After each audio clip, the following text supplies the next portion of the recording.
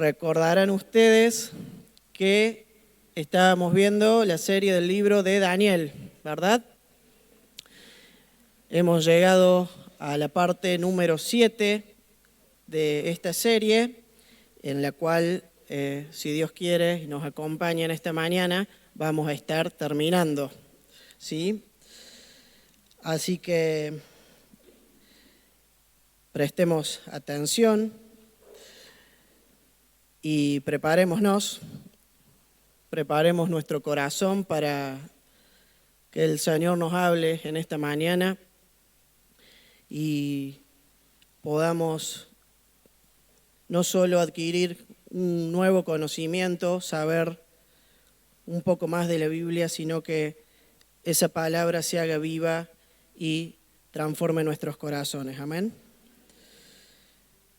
Como ustedes recuerdan, habíamos visto que los primeros 6 capítulos de Daniel eran la parte histórica, narrativa, que contaban lo que vivió Daniel en su época.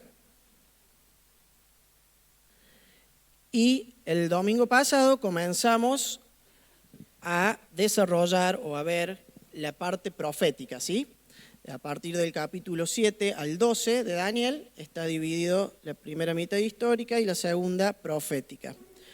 El domingo pasado vimos las 2 primeras visiones de Daniel, que eran el capítulo 7 y 8, y nos hablaba de cómo Dios había revelado su plan a Daniel para las naciones gentiles, ¿sí?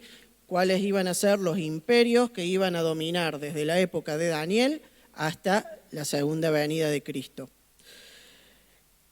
Ahora vamos a introducirnos en lo que es el capítulo 9, que nos habla de la tercera visión de Daniel. Es una de las más conocidas, que habla de las 70 semanas de Daniel. Seguramente has escuchado alguna vez de ello. Y algo que hemos venido aprendiendo en estos domingos, que vamos a ver si ya la saben, nuestra frase de la serie decía: a pesar de las dificultades presentes, Dios está en control y Él tendrá la victoria final. Amén. Y también hablábamos y hemos aprendido que el libro de Daniel, así como podríamos decir toda la Biblia también, es un libro para dar ánimo al pueblo, ¿sí? Para dar ánimo a ese pueblo de Israel que fue en el pasado, donde estaban cautivos, y también nos da ánimo hoy a nosotros en este presente, en el año 2022 que estamos viviendo. Vemos cómo la palabra sigue siendo actual y vigente.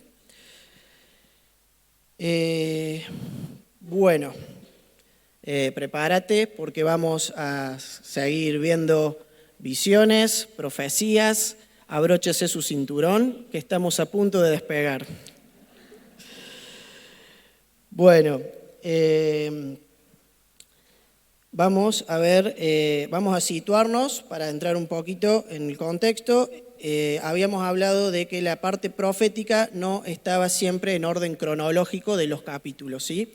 Este capítulo 9 se sitúa antes del capítulo 6 y después del 5, después de que Babilonia había sido conquistada en el capítulo 5, la muerte del rey Belsasar, y antes del foso de los leones, ¿sí?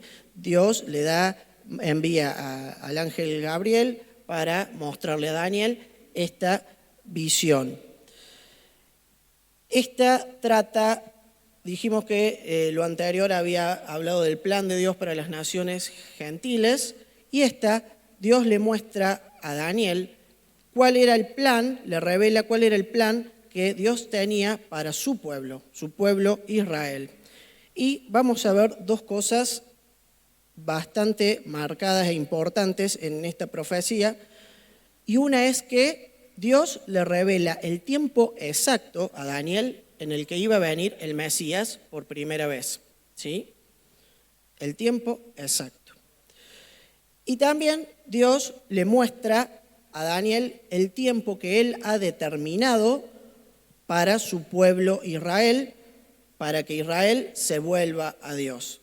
Recordemos que siempre fue un pueblo complicado, que a pesar de conocer a Dios, de tenerlo siempre con milagros, con cosas que los deberían haber maravillados, ellos 2 por 3 caían en idolatría, en pecado, rechazando a Dios. Entonces fue esa la manera en que el pueblo cae cautivo y Dios le dice, este es mi plan para que este pueblo de Israel sea redimido. En esta época se encontraba Daniel estudiando el libro del profeta Jeremías. Como habíamos dicho, Jeremías y Ezequiel fueron profetas de la misma época que Daniel. Y leyendo en el capítulo 25 de Jeremías, Daniel se da cuenta que estaba muy próximo a cumplirse los 70 años con los que Dios había disciplinado al pueblo y iban a estar cautivos en Babilonia. Dios le había dicho que iban a ser 70 años y que después, cuando se cumple ese tiempo, Dios los iba a visitar y los iba a volver a su tierra. Esto, por supuesto, que generó una gran expectativa en Daniel de darse cuenta que faltaba muy poco tiempo, quizás un año aproximadamente, para que este tiempo se cumpliera. Ahora, la gran pregunta es, ¿por qué Israel fue disciplinado por 70 años? ¿Sí? Y esto lo podemos ver que por 490 años antes del cautiverio, Israel no obedeció a Dios. Dios le había dado la orden de que guardaran el 7º año, 6 años trabajaran la tierra y el 7º la dejaran descansar. Pero por 490 años el pueblo no hizo caso, hizo una omisión de esta ley que Dios les había dado y es por eso que Dios le dice, en 490 años, cada año sabático, que se llamaba, que no fue cumplido, que la tierra la siguieron trabajando, representaban 70 años, ¿sí? Un año por semana, en esos 490 nos da los 70 años. Y es así que Daniel se da cuenta que estaba por cumplirse ese tiempo. Y podemos ver que Daniel hace una oración, una confesión, realmente intercede por su pueblo, dándose cuenta de esto, de este daño, esta ofensa que habían causado a Dios en el pasado. Sus antepasados, no era un pecado que había hecho Daniel ni su generación, pero se da cuenta que estaban a punto de cumplirse este tiempo. Y como respuesta, Dios le da algo que para Daniel fue inesperado, porque le dice, así como esos 490 años me fallaron, yo me voy a tomar de acá en adelante 490 años para tratar con mi pueblo, Israel, ¿sí? Y bueno, ahí es donde comienza el plan de Dios para restaurar a Israel y vamos a ver cómo en la Biblia, en este libro y en este capítulo número 9, estaba el tiempo exacto en que el Mesías iba a venir a la tierra por primera vez, ¿sí? El título dice las 70 semanas. Ahora, pensemos un poquito juntos. 70 semanas por 7 días nos dan 490 días, ¿sí? En 490 días, ¿será posible que Dios ejecute su plan? ¿Cuántos son 490 días? Si le restamos 365, que es un año, nos dan 125 días, que es aproximadamente... Vamos de nuevo. 490 días ¿Será posible que Dios realice su plan en ese tiempo? ¿Cuánto es? 490 días. ¿Sí? Si es 1 año y 4 meses aproximadamente. ¿Sí? En ese tiempo, el pueblo tendría que haber sido restaurado, Jerusalén nuevamente edificada, las murallas levantadas, en 1 año y 4 meses. Entonces vemos que no cierra, ¿sí? Entonces, ¿qué significarán estas 70 semanas? Veamos y qué dice el versículo número 24 del capítulo 9. Dice: 70 semanas están determinadas sobre tu pueblo y sobre tu santa ciudad para terminar la prevaricación, poner fin al pecado, expiar la iniquidad, traer la justicia perdurable y sellar la visión y la profecía y ungir al santo de los santos. Eso dice la Reina Valera. Si nos fijamos en la nueva traducción viviente, la NTV, dice un periodo de 70 conjuntos de 7. Se ha decretado para tu pueblo y tu santa ciudad. ¿Sí? Entonces, por acá está la clave. ¿Qué significaban esas semanas? La palabra hebrea, Shevá, se usa para designar semana, que es la que dice en el original, significa 7. En la NTV se tradujo de esa manera, ¿sí? Como 7, conjunto de 7. El pueblo judío estaba acostumbrado a manejar el término de semana tanto para de días, como tenemos nosotros, del lunes a domingo, como de años, ¿sí? Se manejaban semanas de años, era algo común para ellos. Por lo que podemos ver, entonces, que el plan de Dios no iban a ser 490 días en el que Él iba a hacer todo esto que dijo con Israel, sino iban a ser 490 años. ¿Sí?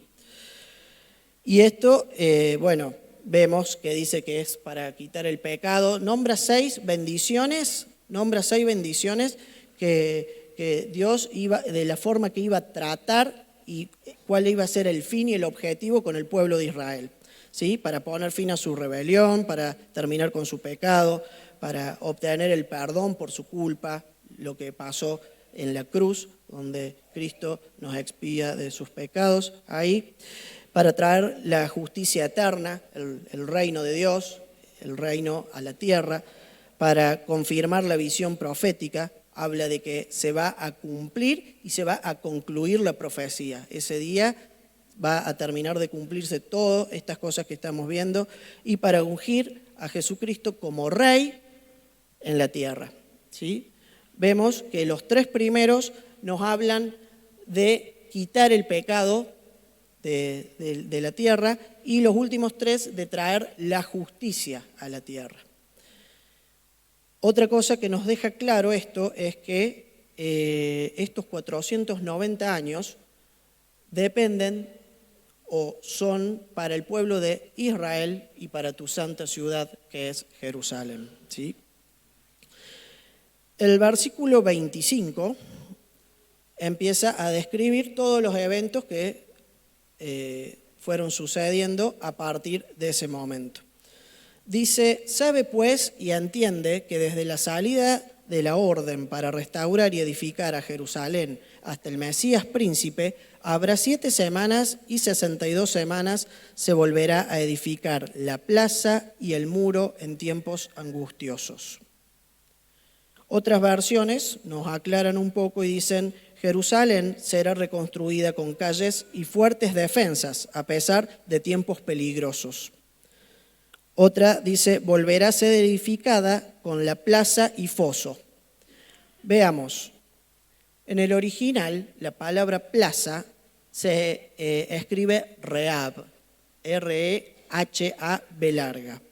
Y eso significa cuadrilátero en la calle principal. ¿Qué significará esto? Veamos, este concepto tiene tanta antigüedad y todavía hoy se sigue aplicando. Hoy nosotros tenemos nuestra plaza, que es un cuadrilátero, ¿y dónde está? En la calle principal de nuestra ciudad. De la misma forma, hacía alusión a esto.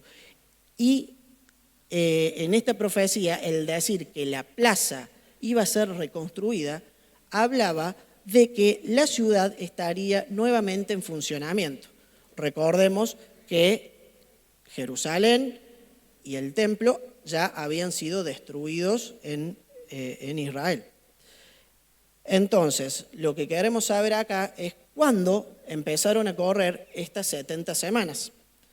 ¿Cuál es el inicio? ¿De dónde debemos empezar a contar el tiempo? ¿Sí? Dice, desde la salida de la orden para restaurar y edificar a Jerusalén. ¿Sí? Como recién dijimos, Jerusalén, Israel y el templo fueron destruidos por primera vez en el año 586 a.C.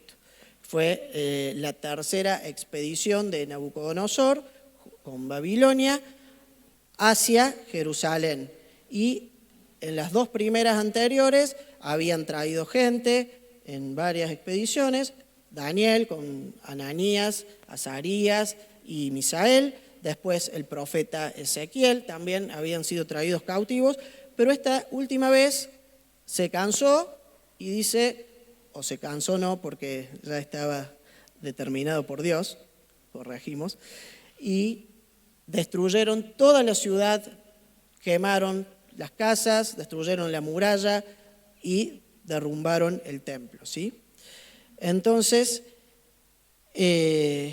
volvemos a cuál fue la orden.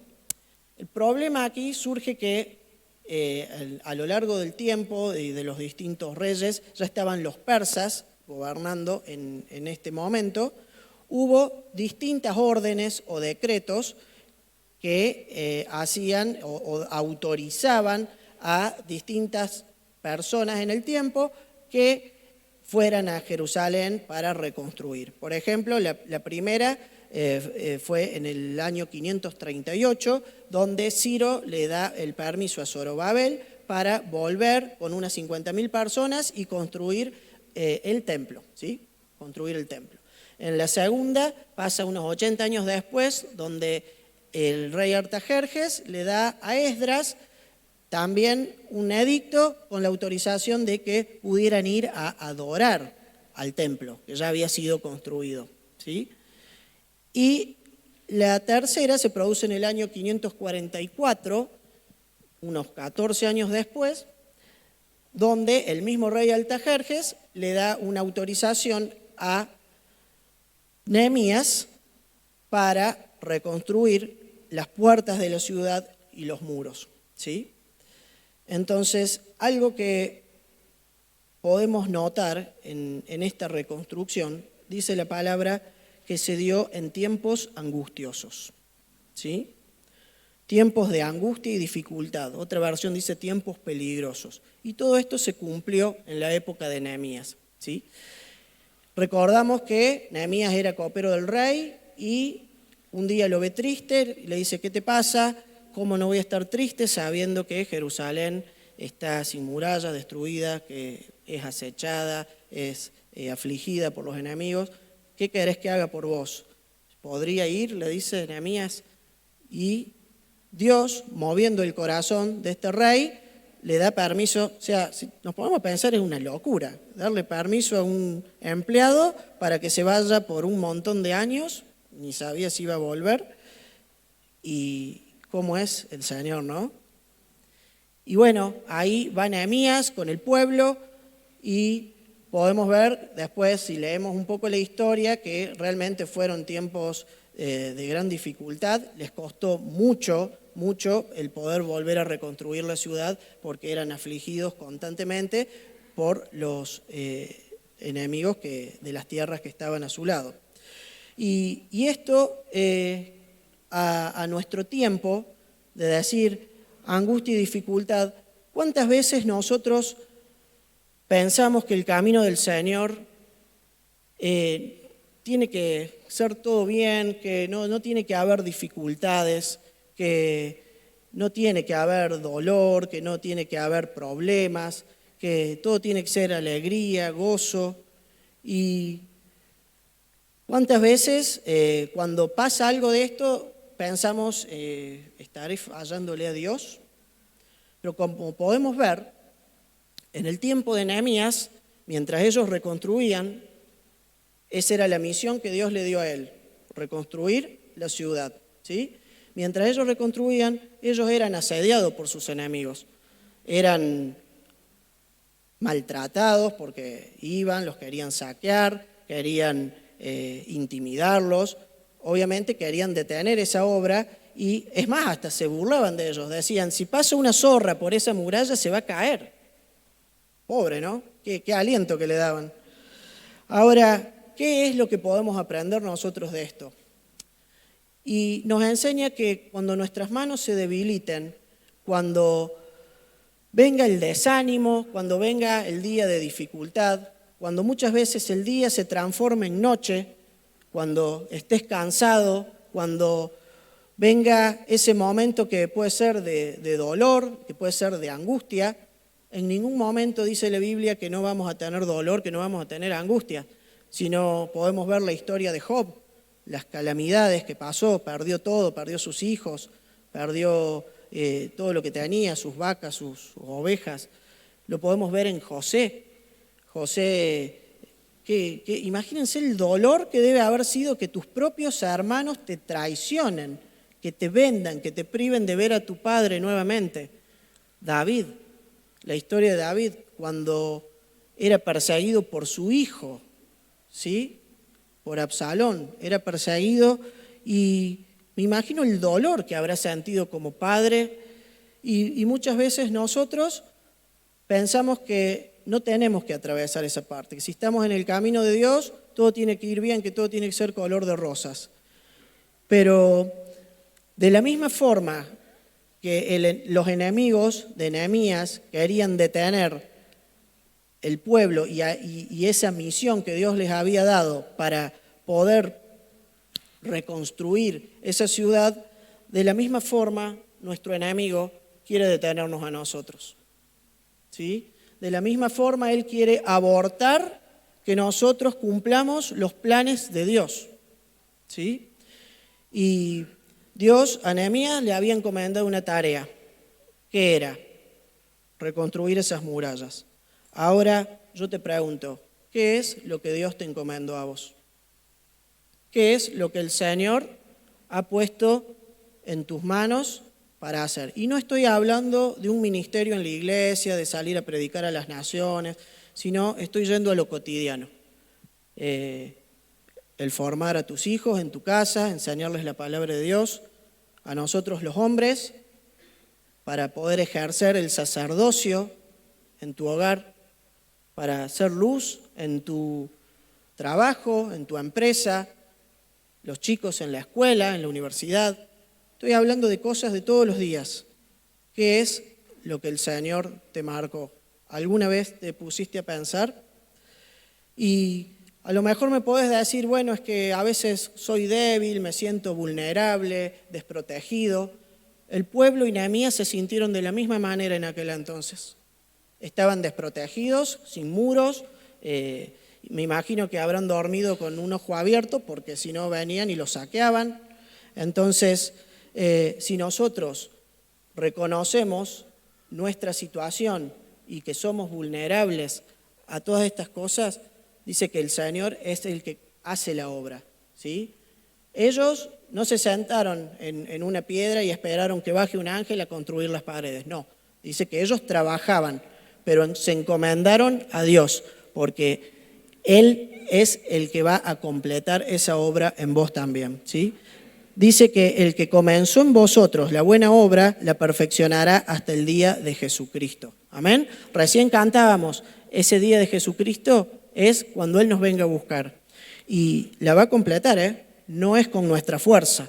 Eso es lo que nos dice el libro de Nehemías. Y también dice que se organizaban en familias para cuidar, para velar en el muro por la seguridad, que con una mano ponían las piedras, construían, y con la otra sostenían la espada, ¿sí? Y esto también nos habla que en nuestro tiempo tenemos que volver a esa unidad de nuestra familia, ¿sí? de que juntos podamos tener nuestro momento de adorar al Señor en nuestras casas, con nuestros hijos, de que juntos podamos leer la Biblia, escudriñarla, estudiarla, meditar en su palabra. Y como veíamos el domingo pasado en esa imagen del reloj de arena que quedaban unos pocos granos y nos dice que nos queda poco tiempo, recién también lo cantábamos, dentro de poco te veremos, y eso nos tiene que hacer sentar nuestras bases nuevamente y redefinir, anota esta palabra, redefinir nuestras prioridades, ¿sí? Que nuestra confianza y nuestro ánimo sea que no es con nuestra fuerza, sino que el Señor es el que nos protege, es el que nos fortalece y es el que va a hacer todo lo que Él nos encomendó, pero con su fuerza, ¿sí? Cuando llegue el momento de que tengas que pasar una situación de dolor, de angustia, Él va a ser el que te va a fortalecer. Cuando sea ese momento de que te sientas vulnerable, como estaba el pueblo, Él va a ser tu fe, Él va a ser tu escudo, tu fortaleza, y va a ser esas murallas que te van a proteger, ¿sí? Entonces, volviendo al versículo 25, vamos a ver que hace una subdivisión. Dice, desde la orden que pasarían 69 semanas, eso eran 483 años, hasta que venga el Mesías. Fíjense, la primera división, 69 semanas de 70, ¿sí? Está dejando una afuera. La segunda subdivisión nos habla que de 7 semanas, que representan 49 años, más 62 semanas, son 434 años.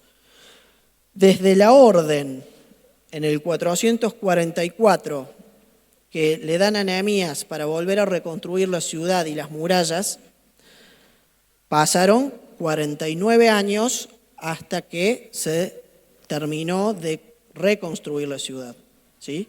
Era imposible hacer una ciudad en 1 año y 4 meses. Imagínense, con la tecnología que tenemos hoy, no se hace una casa, imagínense una ciudad en aquel tiempo donde era todo a hombro y persona y habrá habido una mula para tirar algún material. Entonces, eso nos sitúa, después de esos 49 años, nos sitúa en el año 395, que es cuando se concluyó de reconstruir la ciudad. Y después dijimos que de eso iba a haber 62 semanas, esos 434 años, hasta que vino el Mesías. Misteriosamente, cuando nosotros hacemos la suma de todos estos años, nos da el año exacto en que Cristo murió, ¿sí? Hay distintas controversias en el año, pero los mayores historiadores, los más serios, los eruditos, coinciden que el año de Cristo en el que murió, por distintas cuestiones, por muchas cosas que lo fijan, es en el 33 después de Cristo, ¿sí? Por ahí se genera alguna confusión si Cristo murió de 33 años, que es otra cosa, porque probablemente Jesús nació antes del 0, ¿sí? Entre el 3, 4, antes de Cristo, la fecha. Lo que sí, eso es un mito quizás de que él murió de 33 años, pero sí en el año 33.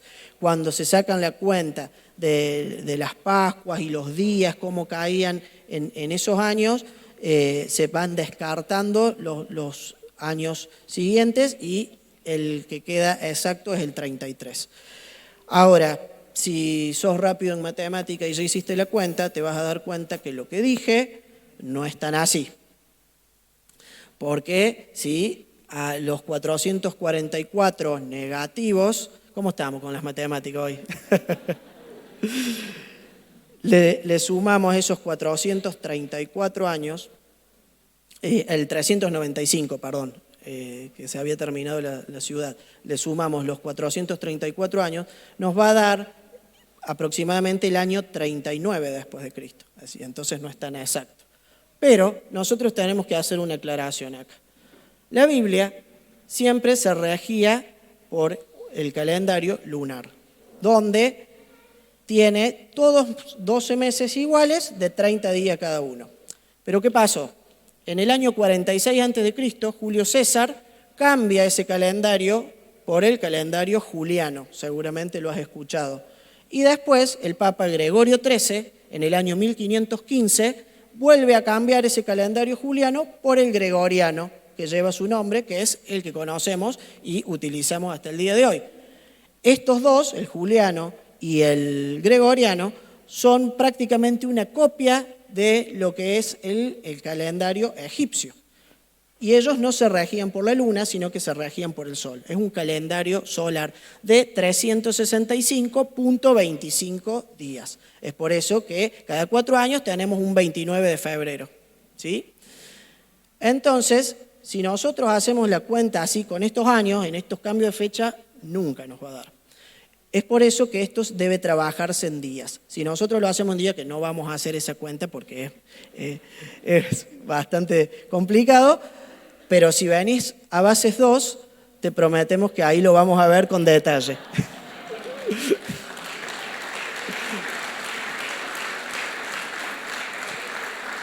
Después de estos comerciales, continuamos con... Bueno, esto nos muestra lo asombrosa y exacta que es la profecía. ¿Y qué nos deja? Esto, los que en la época de Jesús le dijeron crucifíquenlo, los fariseos, los saduceos, los escribas, los maestros, conocían a la perfección la ley, ¿sí? Tenían la información y las herramientas para saber que Cristo era el Mesías e interpretar que todo esto que hemos estado viendo se cumplía con él. ¿Pero qué pasó? Lo rechazaron. ¿Y por qué fue esto? Lo más probable es que Cristo no encajaba con sus ideales, porque lo que ellos esperaban era un rey que los venga a salvar de los romanos. La verdad que no les interesaba que venga un Mesías a salvarlo de sus pecados.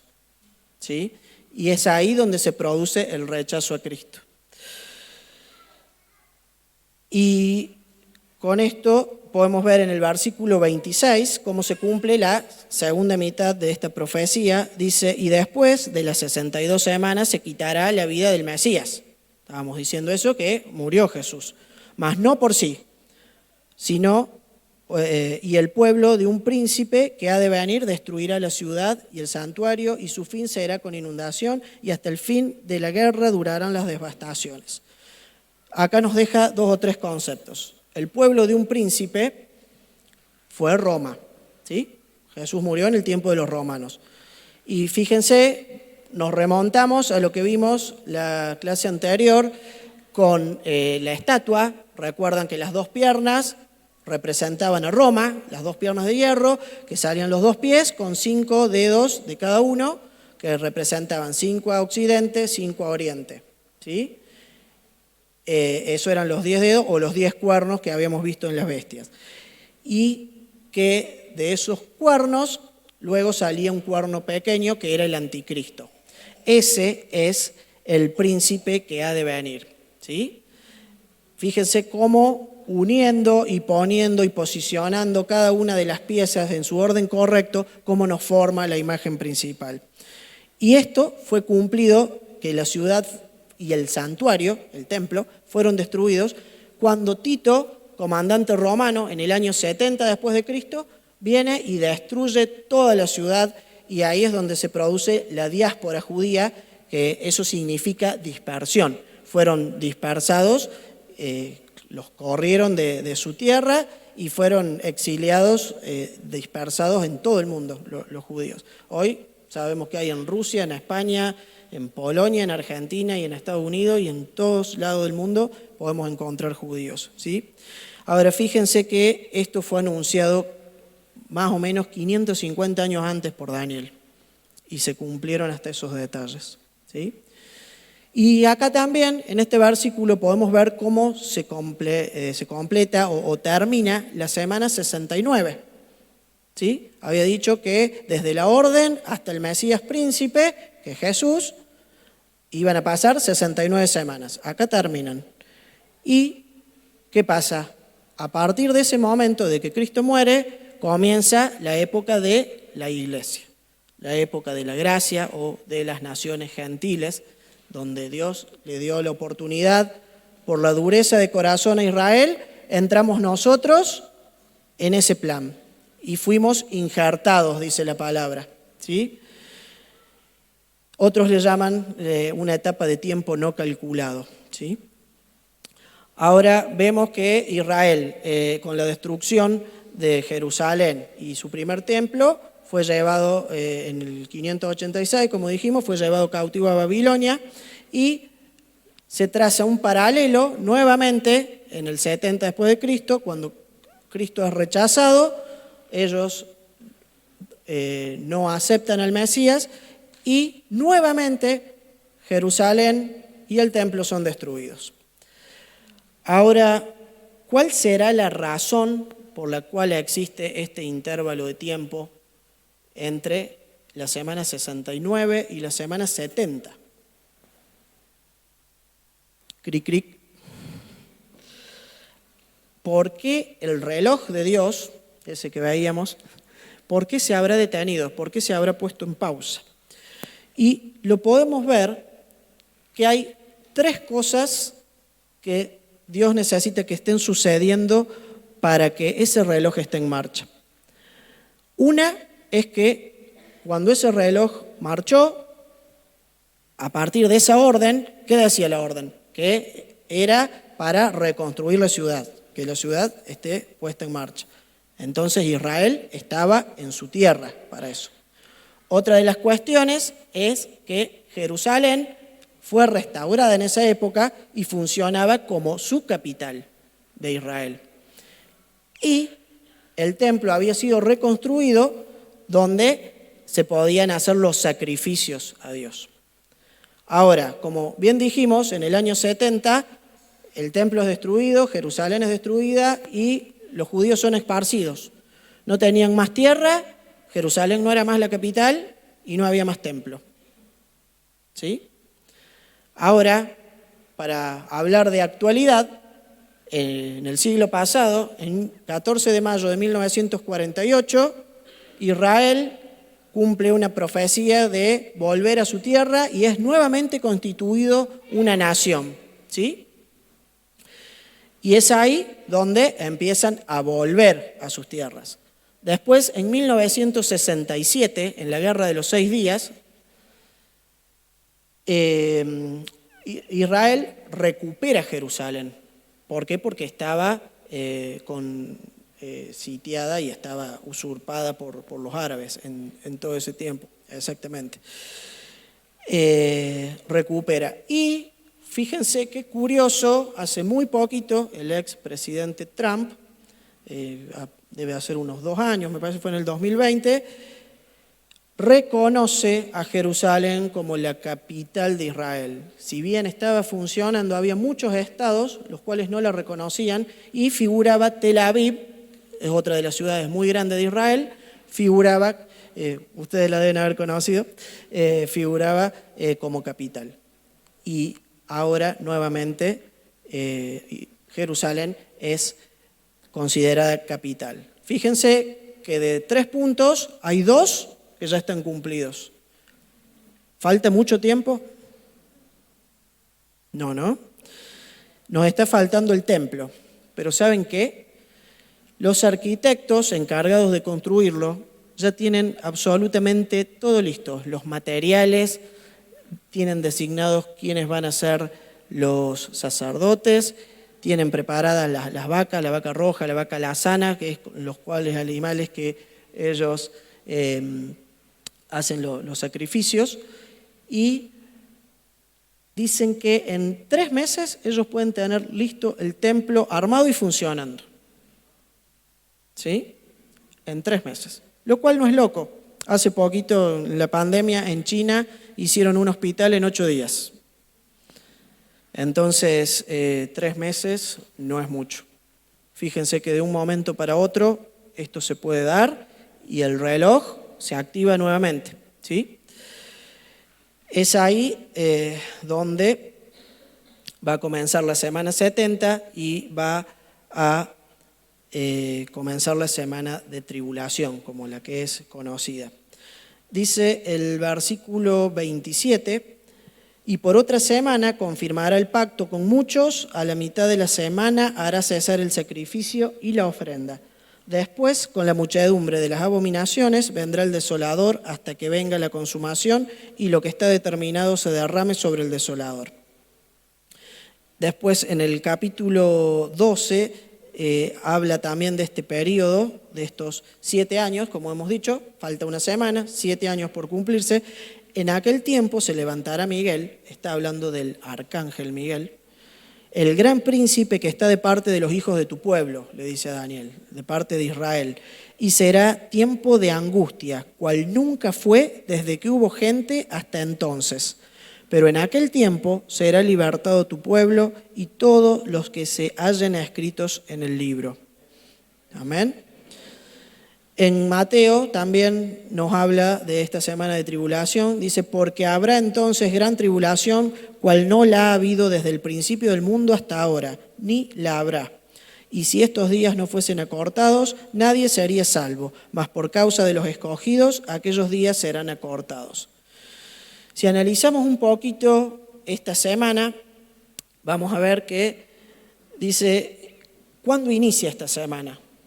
O sea, una fecha nosotros no la podemos poner porque solo Dios la sabe. Pero sí nos dejó un indicio para saber cuándo esta semana va a comenzar. Dice, y por otra semana confirmará el pacto con muchos. ¿Sí? Este pacto ya está hecho.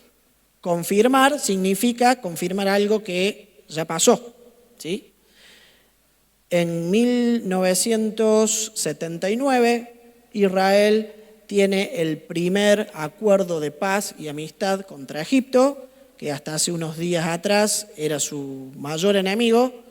1994 firma un pacto con Jordania, un pacto de paz, y ahora en estos últimos 2 años han firmado muchos tratados de amistad comercial con Bahrein, con Emiratos Árabes Unidos, con Marruecos, y están en tratativas con un nuevo acuerdo con Arabia Saudita. Esos son los pactos de amistad y nos habla de que va a venir alguien que los va a confirmar. ¿Cuál es el problema que tiene Israel hoy? Que está siempre en guerra con los árabes, con Palestina.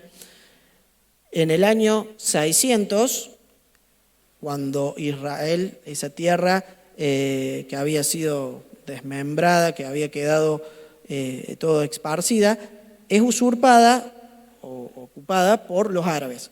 Y allí donde estaba construido el primer templo de Salomón y también después el segundo el templo, el de Esdras y Nehemías, en ese sector construyen la mezquita de Omar, lo que hoy se conoce como el Domo de la Roca. ¿Sí? Y ahí está el problema, el por qué. Decimos, si en 1948 Israel volvió, ¿por qué no han construido el templo nuevamente? Porque está plantado en ese lugar esta mezquita, lo cual ha sido conflicto de guerra constante. Entonces, va a ser necesario que venga alguien, y el que cumple todas estas características es el anticristo, que venga para traer paz y confirmar ese pacto, y les va a dar una paz por 7 años, les va a asegurar la paz por 7 años a Israel, la cual, como sabemos por las Escrituras, nos dice que ese pacto va a ser violado a la mitad de la semana, exactamente a los 3 años y medio. Dice acá el 27, a la mitad de la semana hará cesar el sacrificio y la ofrenda. Y es el momento cuando el anticristo va a entrar en el templo judío, violando ese pacto, y se va a hacer pasar por Dios y va a poner una estatua con su imagen en ese lugar. Es lo que Daniel llama la abominación desoladora o de desolación. Y después, con la muchedumbre de las abominaciones, vendrá el desolador, dice.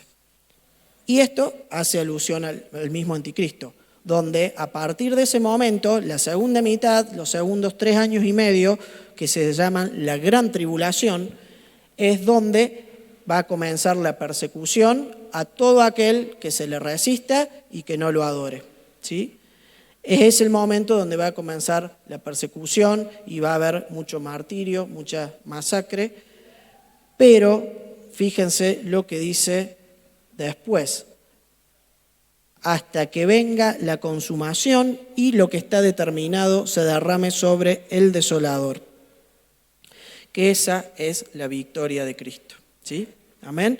Eso es lo que, esta frase es lo que le da el título a nuestro sermón de hoy, la victoria final. Porque fíjense cómo está determinado. Determinado significa que fue hecho o pensado o decretado por Dios en el pasado, ¿sí? Y qué tranquilidad que esto sea así, ¿no? Muchas veces este tiempo nos hace parecer que es un clima muy sombrío, muy dificultoso, muy angustioso, y sí, lo va a ser, pero sabemos que Dios tiene el control y la victoria final. ¿Cómo se cumple con esto que estamos leyendo, la frase que hemos estado repitiendo y aprendiendo todo este tiempo, ¿sí? Esto lo podemos ver en 2 Tesalonicenses 2:8, dice: y entonces será revelado ese inicuo, hablando del anticristo, a quien el Señor matará con el espíritu de su boca y destruirá con el resplandor de su venida. En Apocalipsis 19 dice: y a la bestia, que es el anticristo, fue apresada y con ella el falso profeta. Los dos fueron arrojados vivos al lago de fuego que arde con azufre, ¿sí? Y bueno, realmente esto es la frutilla del postre de toda esta profecía, donde nosotros pudimos ver que no solo estaba calculada la fecha en que iba a venir Cristo la primera vez a la tierra, sino que nos dice cómo va a ser esa segunda venida que es la que estamos esperando, ¿sí?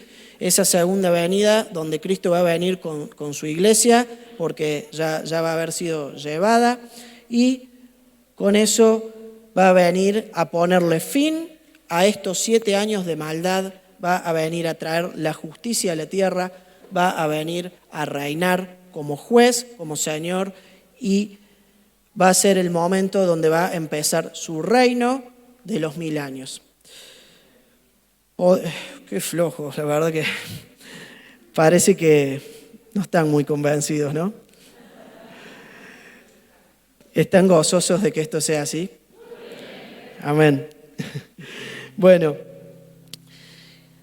después de esto también vemos cómo en el capítulo 12 a Daniel se le dan otras instrucciones y otras visiones sobre los tiempos del fin. Y algo importante a destacar acá es que en el versículo 4 le dice: pero tú, Daniel, cierra las palabras y sella el libro hasta el tiempo del fin. Nuevamente, en el versículo 9 dice: el ángel respondió: anda, Daniel, pues estas palabras están cerradas y selladas hasta el tiempo del fin.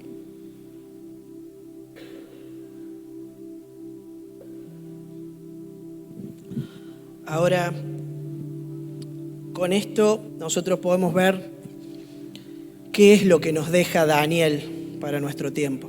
Después de haber visto todas estas profecías, de haber visto la historia de Daniel, la fe que hubo, cómo Dios los guardó, los protegió, cómo los promovió.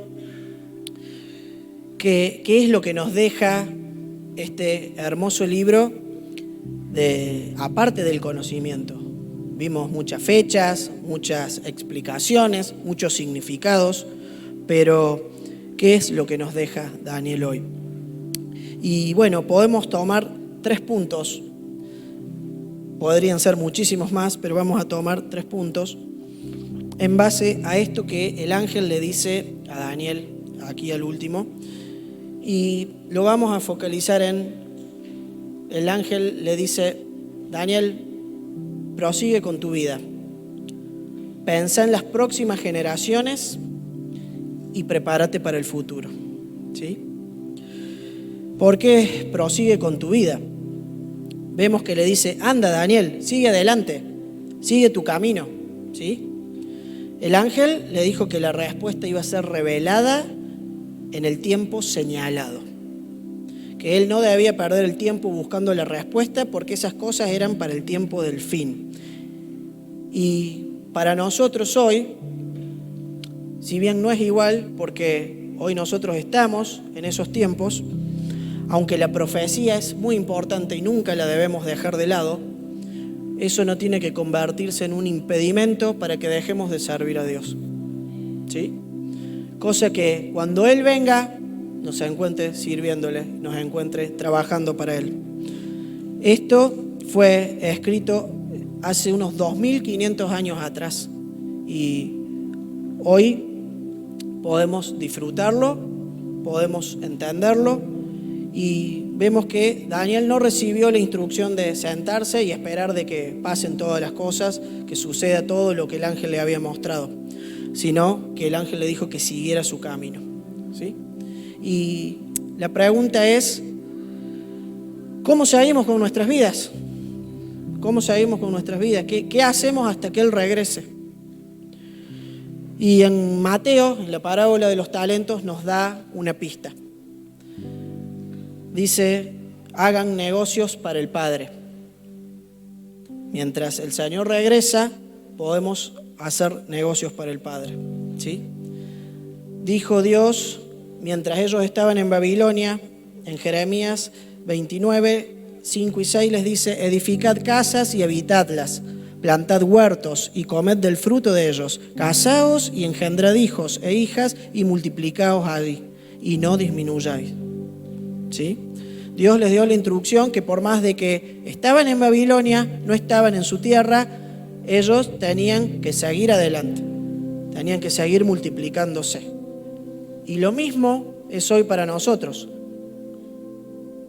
Hoy estamos en este mundo que es Babilonia, pero sabemos que no pertenecemos aquí, sino que somos del reino de Dios. Y como en la parábola de los talentos, a uno le dio 1000, a otro le dio 2000, a otro le dio 5000 y les dijo, hagan negocios. Y estamos hablando de los negocios del Padre.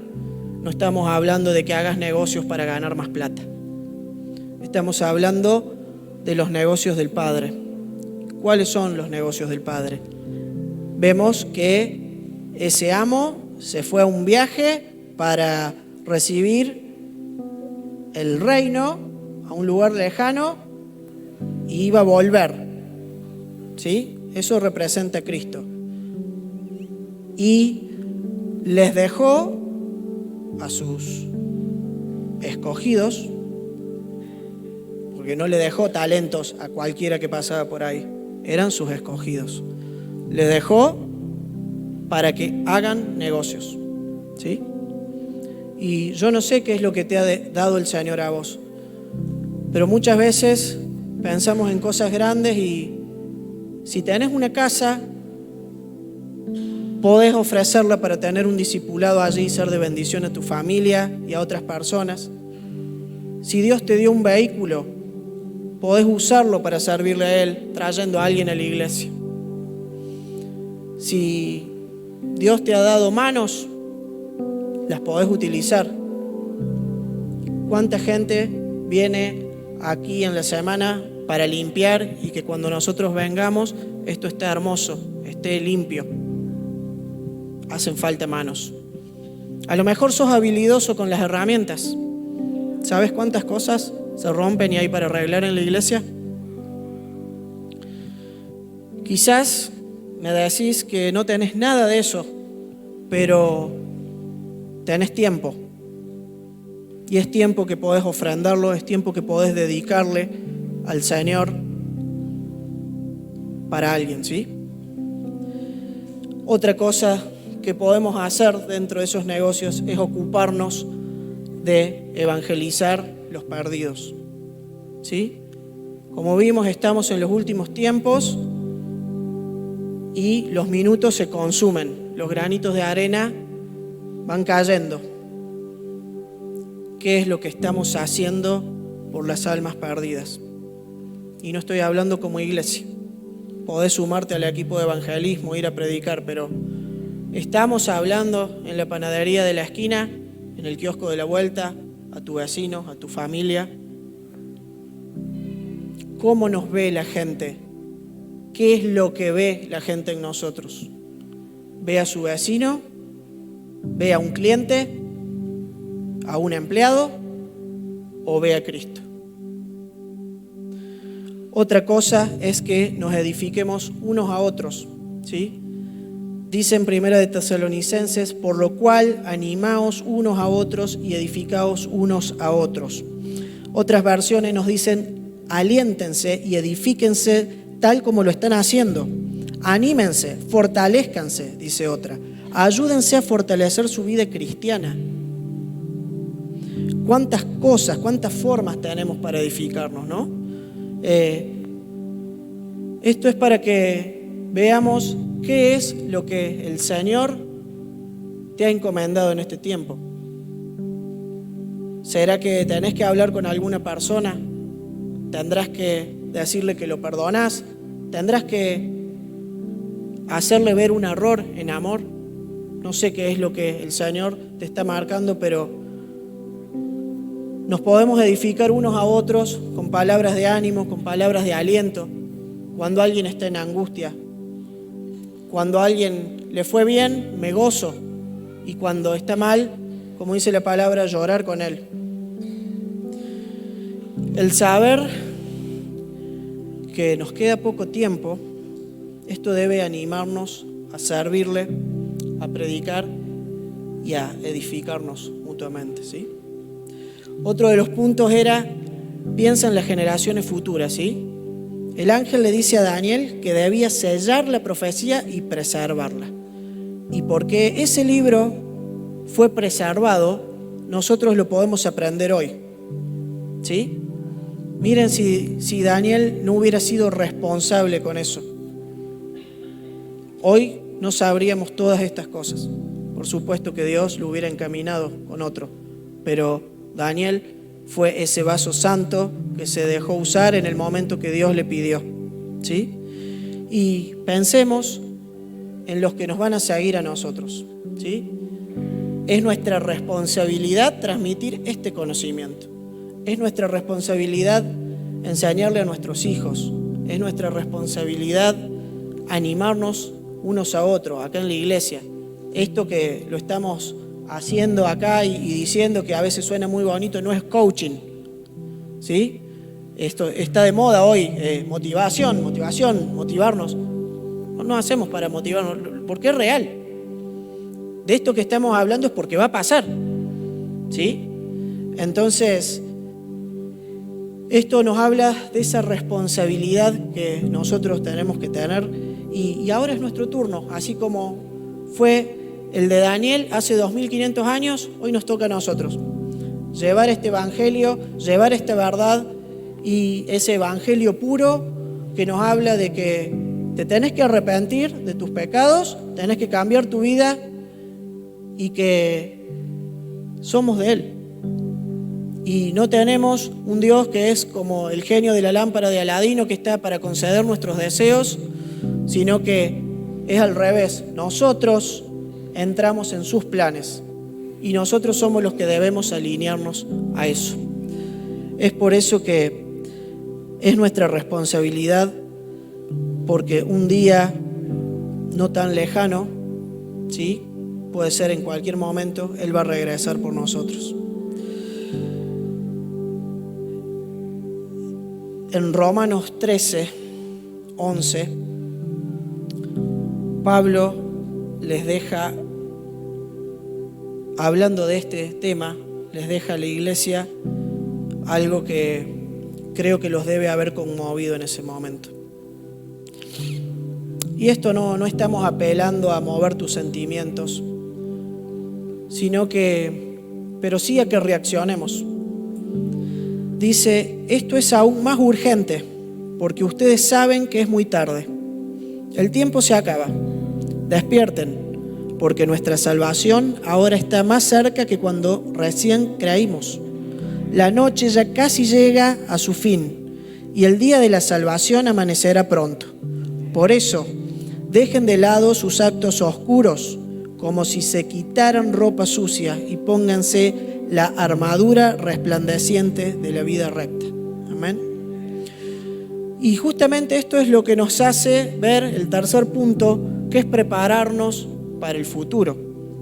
El ángel le dijo a Daniel, sigue tu camino hasta el final, y allí vas a descansar, y entonces al final de los días te levantarás para recibir la herencia que ha sido guardada para ti. Eso dice en el capítulo 12. Y esa es la misma esperanza que tenemos hoy nosotros. De la misma manera que a Daniel le dijo que su herencia iba a estar cuando resucitara, nosotros tenemos la misma esperanza de que algo mucho mejor va a pasar en el futuro. Que si ponemos nuestra confianza en Él, todo esto se va a cumplir, lo creamos o no, nos preparemos o no. Esto se va a cumplir, seamos responsables o no. Entonces, esto nos lleva a que nos preparemos siendo perseverantes en su palabra, siendo perseverantes en su camino, que nos preparemos teniendo expectativas, ¿sí? Todo esto cuando cantamos, cuando refrescamos nuestra memoria juntos como cuerpo, ¿no nos genera expectativa? No es lo mismo cuando estás solo en tu casa, que una brasa se enfría, a que cuando estamos todos juntos y ese calor se contagia, se esparce, y esas mismas expectativas nos ayudan a fortalecernos. Y también debemos prepararnos con santidad, ¿sí?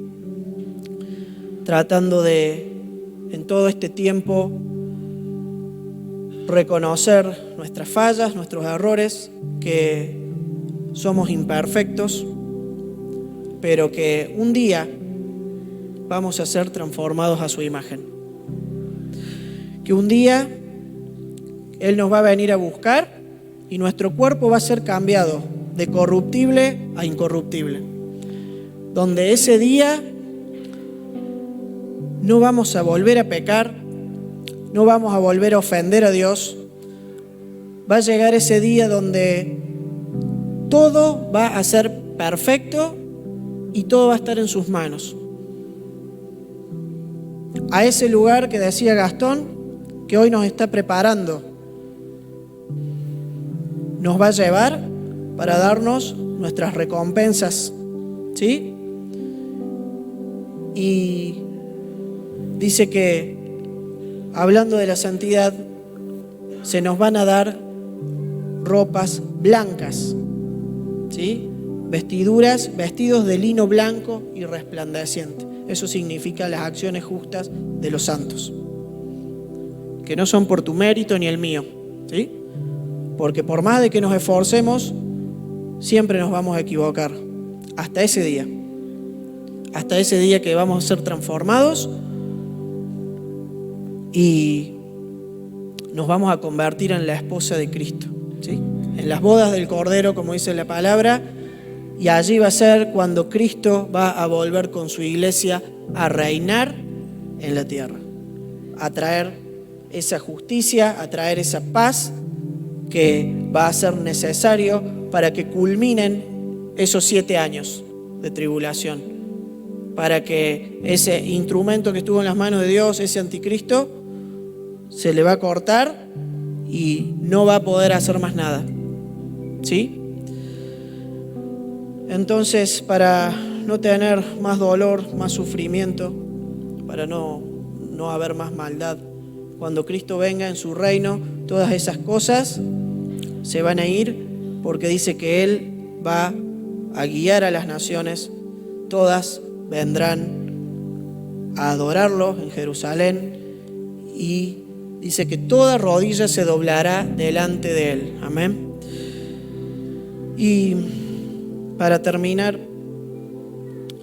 hay una frase que dice: el éxito no se mide solamente por hasta donde llegan las personas en la vida, sino también por cuánto tuvieron que vencer para llegar allí. ¿Sí? Y a veces pensamos en Daniel y pareciera que sí fue cautivo, pero que tuvo una vida exitosa, siempre en palacios, en los mejores puestos, al lado del rey, consejero del rey. Pero ¿alguna vez te pusiste a pensar cuánto tuvo que vencer Daniel para llegar ahí? Viviendo en un lugar que no era el de él, en un lugar pagano, donde decidió santificarse, donde decidió decir la verdad, decidió arriesgarse. Y eso nos tiene que llevar a nosotros a reflexionar que no nos interesa ser exitosos en esta vida, sino que realmente nuestro éxito es poder hacer lo que Dios quiere. Que nuestro éxito sea el poder agradarle a Él, ¿sí? Y así como Daniel tuvo obstáculos y enemigos, nosotros también los tenemos a lo largo de nuestros días. Pero como vimos con Nehemías y el pueblo, Dios es nuestra fortaleza, Dios es nuestro escudo y es nuestro protector. Amén. Y es por eso que te damos gracias, Padre. Te damos gracias porque eres tan bueno, Señor, que nos revelas y nos iluminas lo que dice tu palabra, Señor. Gracias porque hay tantos tesoros escondidos allí que para los que los buscan, vos le concedés el poder tener entendimiento para entenderlo. Algo que para los de afuera parece locura, es algo que para los que tienen a tu Espíritu Santo, Señor, tú se lo revelas y les haces entender todas las cosas como dice tu palabra. Y es por eso que te pedimos, Padre, que nos des el valor para poder enfrentar y vencer estos obstáculos. Sabemos que no es con nuestra fuerza, que somos débiles, que estamos desprotegidos, que muchas veces, como el pueblo, no tenemos esas murallas, pero confiamos en vos que nos guardas de noche y de día, Señor. De noche y de día nos guardas, y es por eso que te pedimos que nos ayudes a vivir y ser luz en este mundo. Sabemos que estamos en Babilonia, pero no pertenecemos aquí. Sabemos que estamos para otra cosa, para el reino de tu amado Hijo, el cual nos escogiste antes de la fundación del mundo, Señor. Y te pedimos, Señor, que también nos ayudes a poner nuestra esperanza en ti, a que juntos, como cuerpo, podamos tener ese deseo, esa expectativa, nuestra seguridad, nuestra paz, nuestra confianza en que pronto te veremos, como decía esta canción, Señor. Pronto vamos a estar contigo, Señor.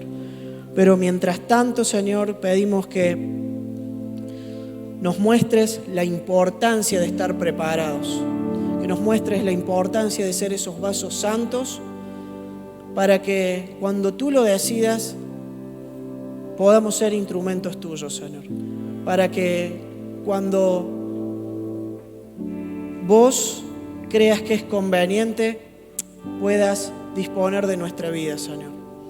Y sabemos que no importa la edad que tengamos. Cuando Daniel pensó que ya estaba viejo, que ya lo habían hecho a un lado, le demostraste que Él seguía siendo útil para ti, Señor.